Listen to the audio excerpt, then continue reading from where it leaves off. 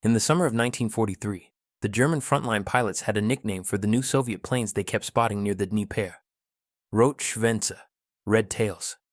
They laughed when they saw them. The bright crimson rudders, the crude paintwork, the uneven camouflage. To German eyes, they looked primitive, even childish. In the brief seconds before combat, radio chatter would fill with mockery. "Here come the barn doors," one pilot would say, painted like circus wagons. But the laughter never lasted long.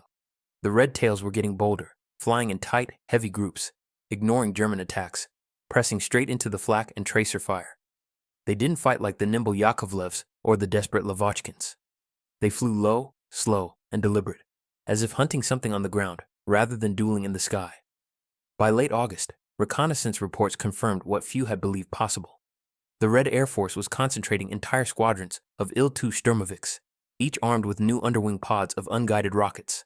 They were calling it Ognavoy Zalp s Neba, fire from the sky. To the Germans, it looked like desperation. Rocket salvos were notoriously inaccurate. Soviet pilots were brave but reckless, and the Luftwaffe considered them predictable. At the airfields near Poltava, German crews mocked the idea. One technical officer compared the Soviet rockets to fireworks fired by farmers. The laughter spread through the mess halls, and through the haze of cigarette smoke, pilots wagered how many of the new red tails they would burn before the week was out. Hundreds of kilometers away, in a damp barracks near Kursk, Captain Nikolai Averin of the 943rd Assault Regiment was listening to a different kind of laughter. The nervous, thin laughter of men who were about to die. His squadron had just received their modified Il-2s, each carrying 16 RS-82 rockets under the wings. The engineers called them precision weapons. The pilots knew better. Each rocket was a small steel tube with fins that wobbled in the wind, and a fuse that sometimes didn't arm at all. Averin ran his hand over the crimson tail of his plane. The paint was still wet, bright against the dark fuselage. "Why red?" one of his wingmen asked. "Makes us easy targets." "So they'll remember who killed them," Averin said quietly. The ground crews finished loading the rockets. Each was only 13 kilograms, but together they turned the already heavy Sturmovik into a flying bomb. The mechanics joked that one good crosswind would send them all to Berlin by accident. At dawn, the squadron launched. 12 aircraft roared off the grass strip, wheels kicking mud. The plan was simple: strike a German supply column moving through a village north of Belgorod. The target was heavily defended. The weather was marginal. The rockets were untested in mass formation. Nobody expected to return. They crossed the front line at treetop height. German flak opened up immediately, black blossoms of smoke and steel bursting around them. Averin held formation, teeth clenched, watching his altimeter tick down to 50 meters. He could see the convoy now, tanks and trucks snaking through the fields, gray-green dots against the earth. "Target ahead," came the voice of his navigator over the intercom. "Prepare rockets." Averin armed the firing switch. The sound of wind roared through the cockpit, drowning everything. He lined up the sights, a crude ring painted on the windscreen, and waited. The German column filled the view. "Fire!" The first volley left the rails with a scream that tore the morning apart. Trails of white smoke streaked downward, converging into chaos. The rockets hit wide, some exploding harmlessly in the fields, others bursting among trucks and men.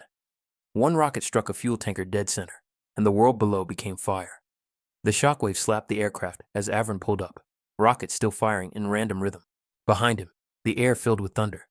Dozens of explosions rippled through the valley, wild, uneven, but devastating. German gunners tried to return fire, but the smoke blinded them.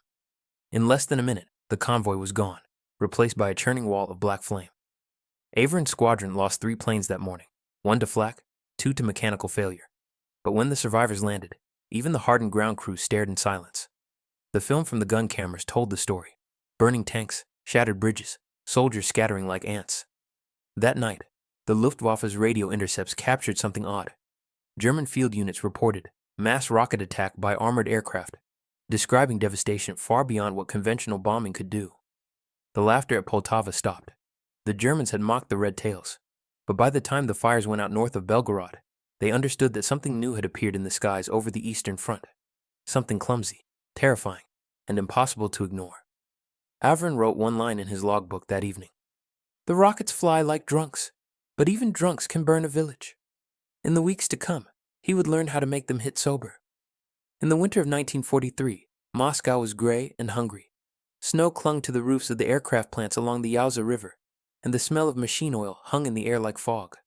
Inside one of those plants, a man named Dmitry Korolev stood over a disassembled RS-82 rocket, rubbing the bridge of his nose. He was 33 years old, an engineer by title, but he looked older, eyes hollow from too many nights spent under flickering lamps and cold drafts. The RS-82 had been his life for 3 years. It was simple: a steel tube, a nozzle, a fin set, and a warhead no bigger than a man's fist. Its accuracy was laughable. Fired singly, it could miss a tank by 50 meters.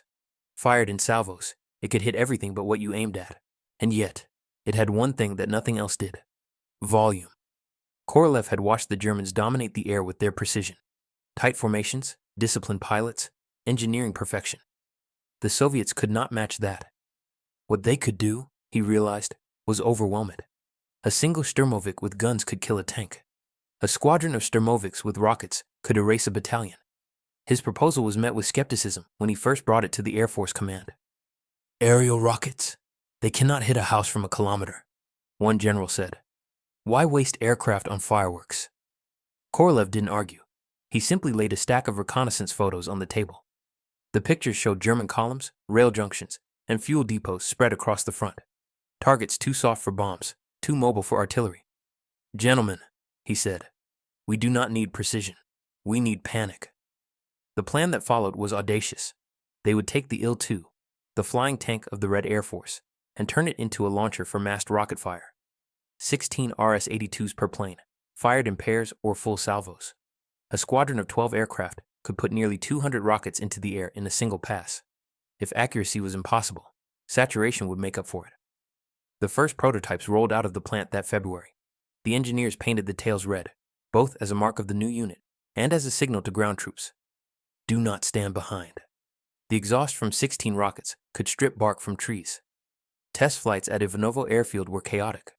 The first pilot to try a full salvo nearly flipped the plane when the uneven recoil pushed one wing higher than the other. The rocket's exhaust scorched the paint clean off the stabilizers, but the impact on the target range, a frozen field of wooden silhouettes, was biblical. The blast didn't just destroy the dummies, they erased them. General Sergei Rudenko, head of ground attack aviation, watched from a trench with his hands clasped behind his back. "How accurate is it?" he asked when the smoke cleared. Korolev hesitated. "Depends how big the target is, Comrade General." Rudenko smiled thinly. "In this war, everything is big." Within weeks, production orders were issued. The new variant, unofficially called the Il-2R, R for Raketny, rocket-equipped, would be distributed to select assault regiments along the central and southern fronts. The doctrine was simple: fly low, fire everything, get out. Survival was not guaranteed, but neither was German confidence. In a drafty hangar near Smolensk, crews learned how to attach the launch rails, how to wire the firing circuits, how to clean the residue of solid propellant from the wing roots. Pilots learned to compensate for the sudden lurch of 16 rockets leaving the rails at once. They practiced firing at rail cars, bridges, even moving sleds dragged by trucks to simulate German convoys. Accuracy improved, a little. By April, the first combat units were ready.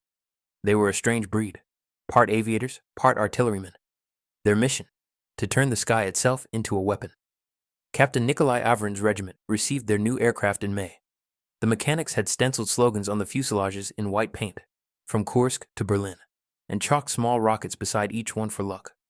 Avrin, now promoted to squadron commander, looked over his flight line and felt the weight of what was coming. The engineers had done the impossible. They had built chaos into a system. Korolev came to the front himself to observe. He met Avrin in the mud near the dispersal field, shaking the pilot's hand like a soldier greeting his own creation. "How does she fly?" he asked. "Like a hammer with wings," Avrin said. "But when it hits, nothing stands." That night, over vodka and black bread, the engineer told the pilot something he hadn't told anyone else. "When I designed those rockets," Korolev said quietly, "I didn't think about accuracy. I thought about fear.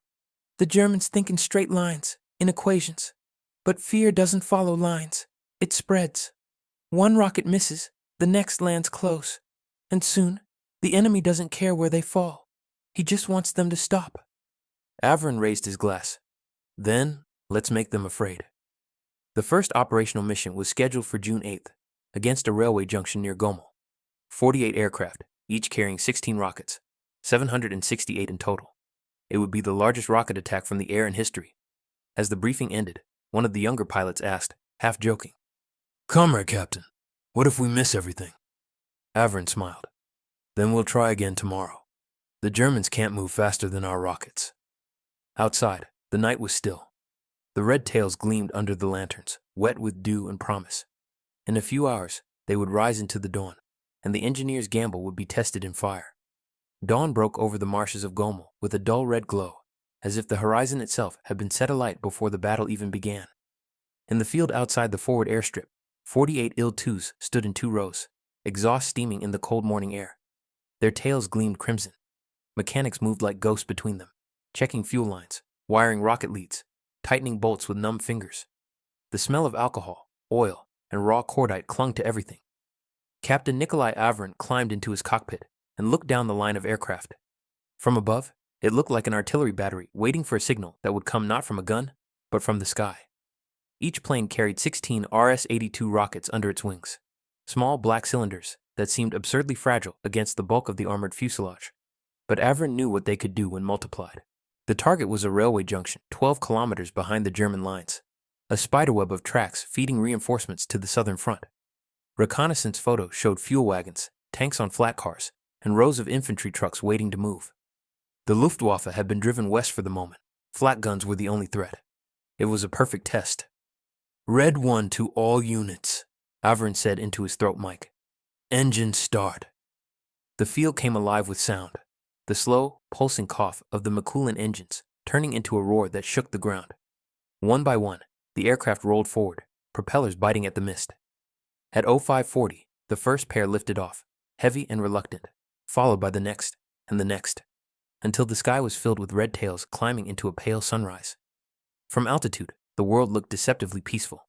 The forests glowed green, the rivers like silver threads, villages still wrapped in smoke from breakfast fires. But beneath that calm was a front line made of mud, metal, and bodies. They crossed it at 300 meters, formation tight, engines droning. German flak began immediately, scattered bursts, black flowers blooming against the dawn. Shrapnel rattled off Avron's canopy. "Ignore it," he said to himself. "We're almost there." At 8 kilometers out, the junction appeared through the haze, a cluster of rails, boxcars, and warehouses. Tiny figures ran along the sidings. Avron could see the glint of helmets. He lowered the nose, throttle full forward, and felt the vibration rise through the stick. "Prepare rockets," he ordered. Switches clicked in the cockpits around him. The squadron descended to 100 meters. The landscape rushed past in a blur. Avron leveled out and took aim. "Red flight! Salvo!" The first wave fired.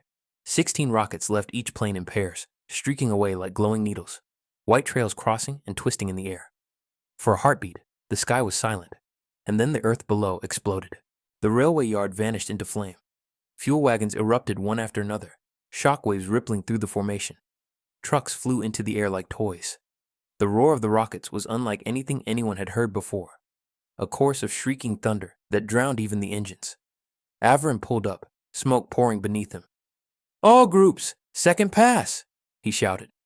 The formation split, reformed, dove again.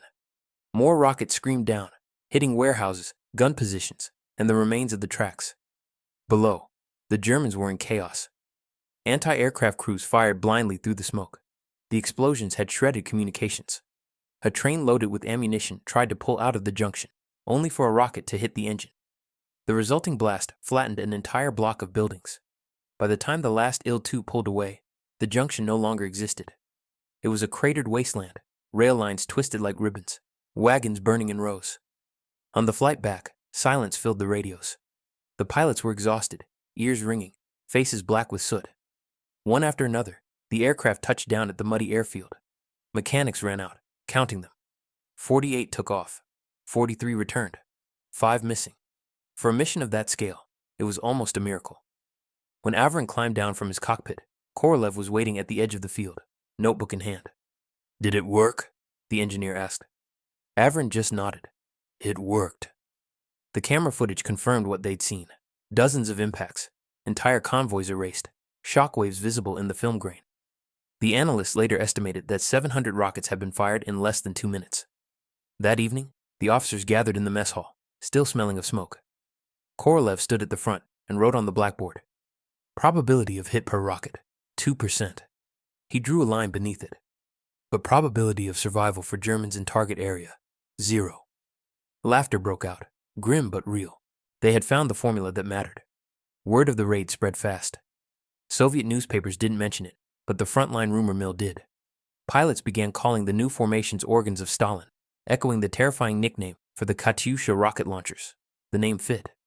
When the red tails struck, they did it with the same sudden, overwhelming violence, sound, and fury falling from the sky. In Berlin, intercepted reports spoke of a rocket air regiment devastating rear supply lines. German pilots who had once mocked the red-tailed planes now gave them wide berth. The Luftwaffe's intelligence officers dismissed the accounts as exaggeration until reconnaissance photographs of Gomel's rail junction arrived, a black scar of molten steel where an entire transport hub had stood. Avron wrote a single line in his diary that night before sleep claimed him. "The rockets are learning to listen." He was wrong, of course. The rockets were still deaf and dumb. But the men who fired them were beginning to understand how to make their chaos obey. By the spring of 1944, the Red Tails had become legend. Across the Eastern Front, soldiers told stories of Il-2s that appeared without warning, unleashing storms of rockets that turned tanks into bonfires and columns into wreckage. The Germans had given them new names now: Raketenflieger, rocket flyers, or simply wrote Todd, the Red Death. Yet even among Soviet pilots, the myth was larger than life. The truth was grimmer and far more human. Captain Nikolai Avron's regiment had been rebuilt twice since Gomel. The faces around him were new, boys barely out of training, mechanics with the blank stares of men who had seen too much mud and blood. The only constants were the red-painted tails and the smell of rocket fuel. But something had changed. The way they fought. The early chaos of mass salvos had been replaced with precision born of experience, not technology. The engineers had modified the launch rails, adding stabilizers that reduced spin. Pilots now fired in ripples rather than floods. 8 rockets, then 4 again, walking the explosions across a target like artillery fire. They called it the staircase strike. At the airfield outside Vitebsk, Avron watched his new pilots train. The roar of engines rolled over the fields as Il-2s thundered overhead at treetop height, firing into canvas targets shaped like tanks. The air filled with trails of smoke and the echo of detonations. For the first time, the rockets hit where they were meant to. Dmitry Korolev, still thin and pale from overwork, stood beside Avron, notebook in hand. "See?" he said, voice hoarse from the cold. "It's not accuracy that wins. It's rhythm." Avron nodded. "Rhythm kills faster than luck." The new doctrine spread through the front like wildfire. Squadrons of red-tailed Il-2s began flying in mixed formations with standard ground attack units. Rocket-equipped aircraft for the first strike, cannon-armed ones for the follow-up. The combination was devastating. The rockets would tear open the German lines, destroying flak batteries and scattering infantry. Then the gunships would sweep in to finish what was left. By March, the Red Air Force had refined the tactic to near perfection. They no longer flew in simple wedges, but in layered attack waves, each one timed to strike within seconds of the other. The sky itself became a drumbeat of fire. On April 12th, the 943rd Regiment was assigned a new mission: the destruction of a German supply depot near Orsha. Intelligence reported dozens of fuel tanks, ammunition stores, and parked vehicles, enough to supply a division. The order came directly from Air Marshal Novikov himself. The morning of the raid was clear and cold. Avron briefed his men in a canvas tent, tracing the target area on a map pinned to the wall. "We go in low," he said, pointing to the approach route. 2 passes. First, rockets to break them. Second, guns to burn what's left. Remember, the first pass is survival. The second is revenge." The younger pilots listened, wide-eyed. One raised his hand. "Captain, what if the rockets fail?" Avron's mouth twisted into something that might have been a smile. "Then you fly lower." At 0610, they launched. 26 aircraft, red tails glowing in the sunrise. The formation flew south over the forest, hugging the treetops, each pilot following the shadow of the one ahead. The world below blurred into streaks of green and brown. 10 minutes later, they reached the depot. German sentries barely had time to sound the alarm before the first volley came screaming in. Rockets slammed into the storage yards, detonating fuel tanks and trucks. Flames erupted skyward, casting long shadows through the smoke. Anti-aircraft guns opened up, but their tracers vanished into the chaos. Avron's flight came in second. He fired his rockets in a clean, rhythmic sequence, 2 by 2, each pair walking across the target. The smoke trails curled behind him like ribbons. Below, explosions rolled through the depot, one after another, until the entire complex was a sea of fire. As he pulled up, something struck the underside of his wing. A shell fragment, maybe. The plane shuddered, but held. His gunner shouted over the intercom, "We hit the ammo dump!" Avron looked back. A white column of fire was rising where the storage bunkers had been. Even from altitude, he could feel the shockwave. The blast shattered windows 20 kilometers away. When they returned to base, the ground crews could still see the smoke on the horizon. Korolev met Avron at the end of the runway, waving a telegram from headquarters. "The Germans have abandoned Orsha," he said, disbelief in his voice. "Intelligence says they thought we used new bombs." Avron just nodded, too tired to speak. He peeled off his gloves, revealing hands black with soot. "Tell them it wasn't bombs," he said. "Tell them it was music." That night, the pilots sat in silence by the fire, listening to the distant rumble of artillery. They knew the next mission would come soon. It always did. But for the moment, they allowed themselves a small, dangerous feeling: pride. In Berlin, Luftwaffe analysts were less romantic. They pored over aerial photographs and after-action reports, trying to understand how the Soviet attack aircraft had suddenly become so lethal. Their conclusion was unsettling. The Red Air Force had achieved mass precision through sheer repetition. What the Germans called randomness, the Soviets had turned into a science of probability. In the next directive from headquarters, one phrase appeared in underlined red pencil: "The rocket-equipped Il-2 formations must be destroyed before they can fire." But by then, it was too late. The red tails were already on every front, hundreds of them, flying in from dawn to dusk, flooding the sky with noise and smoke. And behind every one of them was a man who had learned that survival was not about flying perfectly, but about flying again tomorrow. Avron looked up at the night sky before turning in, the stars dimmed by distant smoke. He thought of the enemy pilots who had once laughed at his red tail, and wondered if they were still laughing now. The morning of August 20th, 1944, began with silence. The kind of silence that comes before storms. The airfield near Lublin was shrouded in mist, the grass heavy with dew. Mechanics worked by lantern light, their movements careful, deliberate. Rows of Il-2s stood ready, 50 of them, tails glowing crimson even in the dim light. Each aircraft carried a new payload, 20 RS-132 rockets, larger and deadlier than the earlier RS-82s. Their warheads held enough explosive to rip open a tank, and in the belly of every pilot, there was the same quiet understanding. If the first volley failed, none of them would live to fire a second. The target was the German Armored Reserve massing near Radom. Intelligence claimed 3 Panzer battalions, a supply train, and fuel trucks gathered in open fields. For weeks, the Soviets had chased the Wehrmacht across Poland, and now they meant to finish the job. The mission brief was blunt: destroy everything that can move. Captain Nikolai Avron studied the map one last time inside the operations tent. The red line marking their flight path ran straight through a corridor of heavy flak. The general who gave the briefing didn't sugarcoat it. "You'll be flying into hell," he said. "But when you come out, the war will be shorter." At 05:15, the engines roared to life. The airfield shook under the weight of 50 machines preparing for takeoff. From the control tower, the formation looked like a rising storm. Wings lined with steel tubes, noses blackened with soot. The men on the ground called them the flying organ, echoing the sound that came when all the rockets fired at once. Avron's voice came over the radio. "Red Squadron, formation by pairs. Keep altitude under 200 meters. No heroics today. We let the rockets do the talking." The Il-2s lifted off in waves, propellers tearing through the mist. The formation stretched across the horizon, 50 planes in 3 groups, moving east to west like a red tide. Below them, the Polish countryside unrolled, fields, forests, and narrow roads filled with refugees and retreating German trucks. The smoke of distant battles lay low over the land. As they neared the target area, the mist cleared, revealing the German armor spread across open farmland. Panzers were parked in neat rows, crews standing outside, unaware of what was coming. They had no warning. The Soviet formation had approached from the sun, low and fast, invisible to radar, inaudible until it was too late. Avron's navigator leaned forward in his seat. "Target in sight." "Signal the first wave," Avron said. The order passed from plane to plane. 50 throttles pushed forward in unison. The Il-2s descended to 50 meters, engines howling, exhaust flames streaking behind them. At exactly 6 hours, Averin shouted, "Fire!" The sky tore open. 1,000 rockets screamed downward, their smoke trails weaving a white cage over the fields. The noise was beyond description, a rolling thunder that seemed to tear the air apart. German soldiers looked up, frozen, as the first salvo hit. The explosions came not as a series, but as a single continuous roar that flattened grass, trees, and men alike. Panzers flipped like toys. Trucks disintegrated.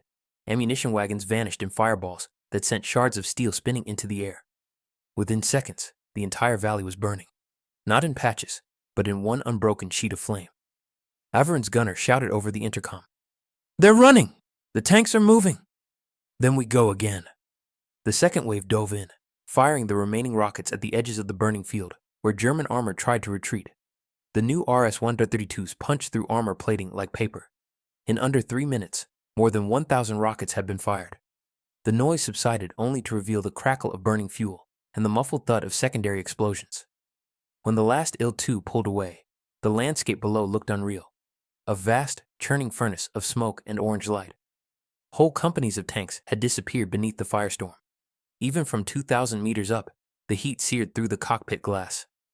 Back at base, the returning pilots climbed out of their cockpits in silence. Their faces were blackened, their eyes hollow. One of the ground crew tried to speak, but stopped when he saw the look in Averin's eyes. Not triumph, not exhaustion, but something colder. Korolev arrived by truck an hour later. He had been sent by the command to observe the aftermath. When he heard the report, he thought the numbers were wrong. 1,000 rockets, he repeated. Averin nodded, and not enough. That afternoon, reconnaissance planes brought back photographs. The German position was gone, nothing but scorched earth and twisted metal. Intelligence estimated 120 tanks destroyed, 400 vehicles obliterated, thousands of men dead or wounded. Entire battalions had vanished from the order of battle in a single hour. For the first time, the Soviet High Command realized what the Red Tails truly were. Not a weapon, but a doctrine. Massed rockets were not precision strikes. They were psychological warfare, designed to break armies before the infantry even arrived. That night, Averin sat alone outside the mess hall, staring at the horizon, still faintly glowing from the fires in the distance. Korolev joined him, lighting a cigarette with trembling hands. "I saw the photographs," he said. "The Germans called it Der Tag der Raketen, the day of rockets." Averin didn't answer. He was thinking of the sound, the endless roar, the way the earth itself seemed to scream. After a long pause, he said, "We won't hear the end of it for a long time." Korolev nodded. "No, but they will." In Berlin, radio intercepts recorded panicked transmissions from surviving German officers. One fragment, caught by Allied intelligence weeks later, summed it up best. They came out of the sun, the red ones. There was no air battle, only fire. The Germans never laughed at the Red Tails again. From that day on, they listened for the sound of thunder, and when they heard it, they ran. The shock of radom spread through the German ranks faster than any official report could. Survivors staggered into command posts covered in soot, eyes wide, speaking of skies filled with smoke and flame. One lieutenant described the rockets as the wrath of God in metal. Another could only repeat, over and over, "They fired everything at once." By the time the Wehrmacht compiled its losses, the numbers seemed unbelievable. Hundreds of vehicles destroyed, entire battalions gone, and not a single Soviet bomber lost to interception. In Berlin, the news arrived like a thunderclap. At the Luftwaffe's headquarters, General Gallant threw the report onto the table and muttered, "The Russians have learned our own game." The document detailed a phenomenon that German intelligence had first dismissed as Soviet exaggeration, coordinated rocket saturation by Il-2 squadrons. Now, it was undeniable. The attack near Radom had rewritten what close air support meant. To German engineers, the Il-2 itself was no mystery. Many wrecks had been studied in detail. It was crude, underpowered, and built like a safe. But the new tactics, that was something else. The Luftwaffe had no doctrine for dealing with an enemy that treated rockets as artillery. The Stuka had long since become obsolete, and even the formidable FW-190s struggled to intercept the Il-2s that flew low and fast under radar coverage. At Rechlin, the same test center where once the captured P-47 had been examined, engineers now studied fragments of RS-132 rockets recovered from the Radom battlefield. The analysis was swift. The weapon was cheap, mass-producible, and horrifyingly effective in groups. One senior analyst wrote in his report, We have over-engineered ourselves into irrelevance. On the front, the Germans tried everything. They increased flak density near major supply depots, repositioned radar arrays, and ordered camouflage nets stretched over open fields. Luftwaffe fighters began flying low-altitude patrols to catch the red tails during their approach, but this only made them targets. The Il-2s, armored and relentless, could take hits that shattered Messerschmitts. A single burst from their rear gunners was often enough to send a pursuer tumbling into the trees. By September, desperation led to innovation. A Luftwaffe field workshop near Krakow began fitting old Panzer IV chassis with quadruple 20mm guns mounted on swivel turrets.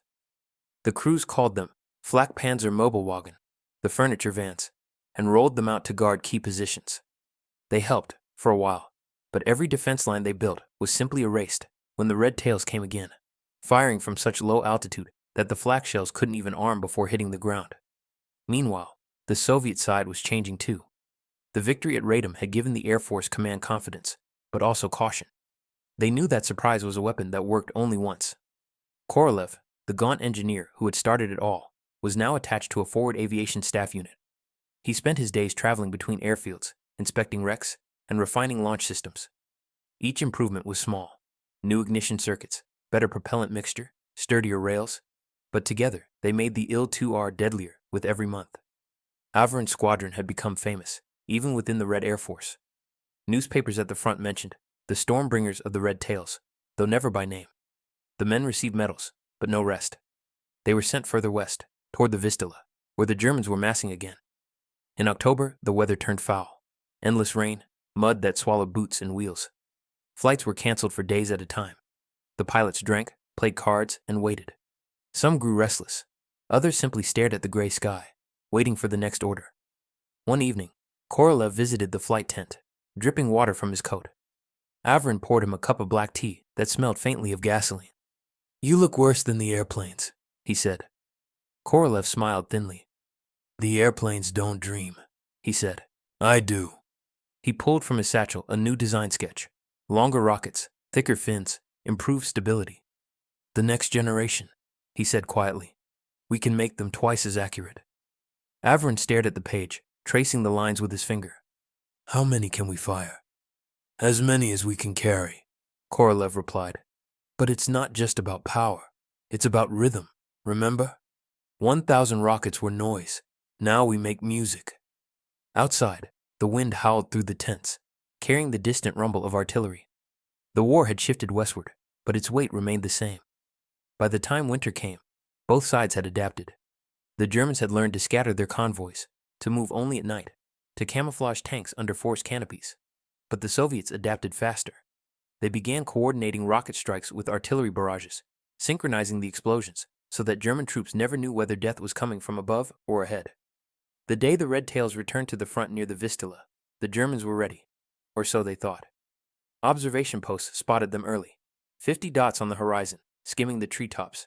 Flak batteries opened fire immediately, filling the sky with black bursts, but the Il-2s didn't dive. They leveled out, spreading wide, their wings gleaming in the morning light. "Too high," one German officer shouted. "They're turning back."